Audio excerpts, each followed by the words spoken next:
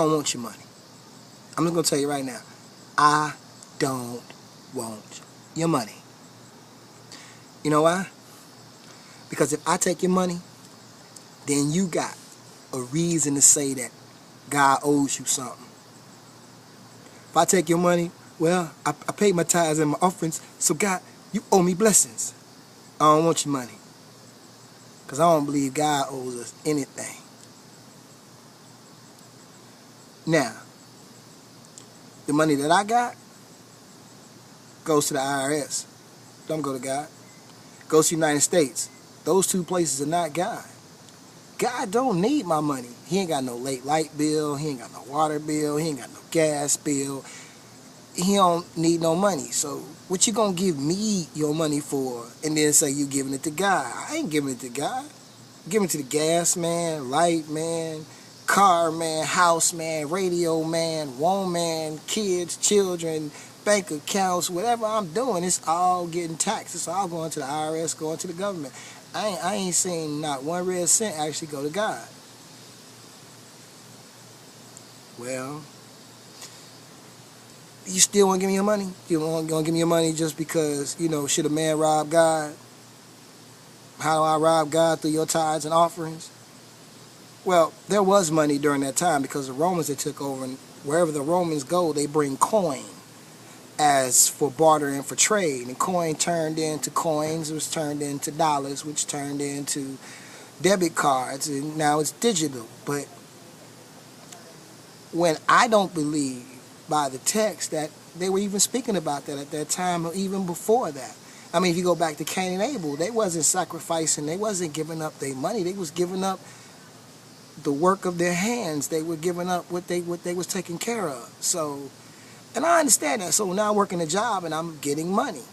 Well, to me, if you want to give up something really important, money is kind of easy. It gets you out of it real easy. Give up some of your time. I ain't got much time.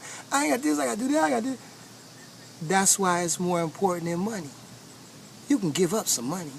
Even though times are hard, you can't pay this, rob Peter to pay Paul, this and that. You can give up some money, then God owe you something. God don't owe you nothing.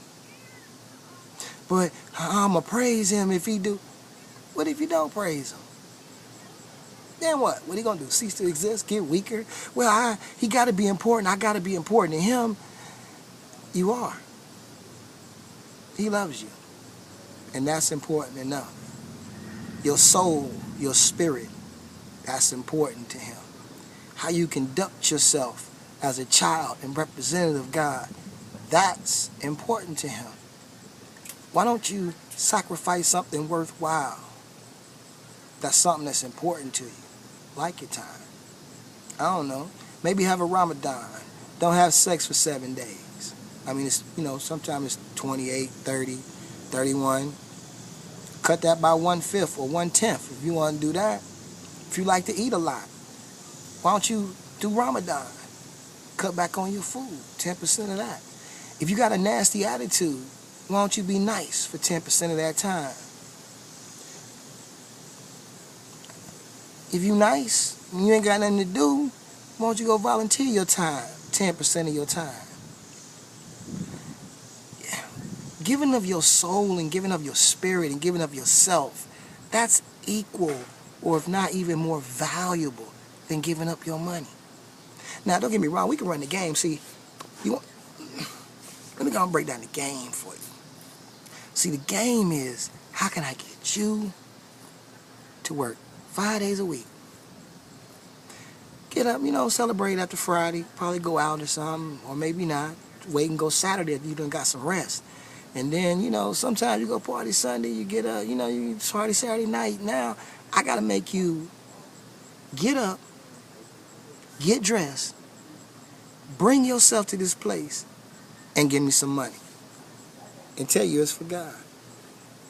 Now, I guess we can start at, well, what do you mean it's for God? Well, okay, let me put it to you a whole bunch of ways.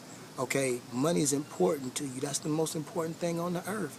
So what you do is, if you give it up to him, give up your blessings, then he will pour out a blessings that you can't stand. Your cup will overflow. The gates of heaven will open up. Man, that sounds like a slot machine, not your relationship with a spiritual higher being. Yeah. Now, the reality of it is if you don't really want a real relationship with God, then you are not feeling nothing I'm saying. And I feel you, because I'm not talking to you. But if you really want a connection with your Father, then let's take a look at what we've been told. This is not against the church. This is not against a preacher. This is against an ideology that's being passed on about your relationship with your Father. And see, I'm here, Pastor Dum Dum, to tell you that let's look at it. I'm not going to tell you. Let's look at it. And this is some of the things that I want to know. Like, why does he need my money? What for? What are he going to do with it? So he wants what's important to me. Well, my money's not the most important thing to me. My money helps move the things that are important to me for the people who are important to me. Now, how many of you would have $10 million and give your child terminal cancer? Would you trade it? How many of you would take $10 million and shorten your life by 10 years for $10 million? Now, it all depends on how much you love yourself and how much you love God, which means how much you love yourself, whether you take the deal or not. But how much money would you give up for your life? So I do believe that your life may be actually more important than money. Now, your relationship with the Creator, he also said, study to show thyself approved. Wisdom is a great blessing. Charity is the most greatest blessing of them all, which is love. Wisdom, love, knowledge. Knowledge. How you get knowledge? You study. You study, that turns into knowledge. Knowledge and experience turns into wisdom. Wisdom turns into a fruitful heart. These are your paths to your Creator. How about donating 10 hours a week to study in the Word, whether it's in the Bible or the Quran, King James or Quran, or even a Buddhist book? Why not learn these different elements of how your Father, who is in spirit, has inspired these people to write these books? I'm not telling you what to base your salvation on. I'm telling you, look at the relationship of your Father and his children in these books. Give them that amount of your time. Let that be your weekly sacrifice. Keep your money in your pocket. Now, don't get me wrong. I'm not trying to break these preachers. It's a business now. And when you go there for entertainment. Go there for the congregation of people and the music that's played and the vibe that you get and the love that you feel from all of these people who do love God, even though they might not be educated in his word and in his way. So you still go get that, and you still drop a tip off, because you coming in there receiving something. You receiving a blessing. You receiving a entertainment. You receiving congregation. You can still give to them. That's cool. But don't act like that's what. Okay, God, we cool now. We straight. Look, hey man, I know I went out, I did this, and I was doing that, but I broke bread with you. Now bless me. Let's stop playing them like that. Let's stop playing like he a butler or a sucker. And we so smart, we really hustling God. Understand, it's not like I said, the hustle is I got to make you get up, get dressed, and come here and bring me some money. So here's the hustle of some churches, is to say that, listen, y'all all sin is bad. But y'all are different type of sinners, because at least y'all got up and y'all came here. So y'all different. Like that excludes you from what you done. No, don't make you no better. You just got up out of guilt. And you brought some paper. You don't pay for your salvation. And understand, you ain't even working for your salvation. You only working out of gratitude for already being saved. Now, if you're another denomination, let's call it a spiritual link. And impurities may incapacitate or block your spiritual link when you do something bad or negative. So we're going to call that sin. Well, to get your link back, you need to go and get your understanding back. Get your guilt out your body so you can have that pure link again. You can't buy that. You can't trick it. You can't fool it. You gotta man up and say, look, God, I know this stuff is in my heart. Look, I know you know it. You feel me? Okay, it's a balance of good and evil inside of there. Yeah, I'm losing and I like it sometimes. You feel me? But my heart is for you.